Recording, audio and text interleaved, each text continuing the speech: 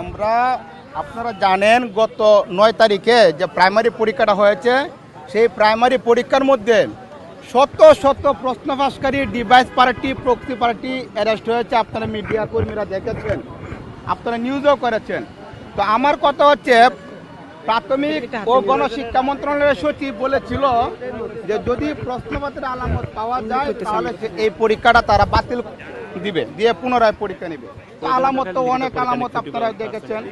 আর আমরা সেনাবাহিনীর কথাটা এই জন্য আনছি যে আমরা দেখেছি বুয়েট একচেটিয়াভাবে বহুদিন ধরে প্রশ্নপত্র তৈরি করে তারা প্রশ্নপত্র পাস করে আসছে। আমরা এখন আর বুয়েটকে বিশ্বাস করতে পারছি না। আমরা চাচ্ছি, আমরা জানি বাংলাদেশ আর্মি যে কাজটুকু করে, যে তারা যে কাজে হাত দেয় ওই কাজটা স্বচ্ছ হয়। এই জন্য আমরা চাচ্ছি সেনাবাহিনী অর্থাৎ আর্মি কর্তৃক আমাদের প্রশ্নপত্রটা তৈরি করে আমাদের নিয়োগ পরীক্ষাটা স্বচ্ছভাবে নেওয়া হোক। আমরা মেধার জন্য আন্দোলন করেছি ভাই, আমরা এখনও মেধা থেকে মুক্তি লাভ করতে পারিনি। এখনও সেই স্বৈরাচারের আমলে যেভাবে প্রশ্নবাস প্রক্সি ডিভাইস পার্টি ছিল তার থেকে এখন বহুগুণ বেড়েছে।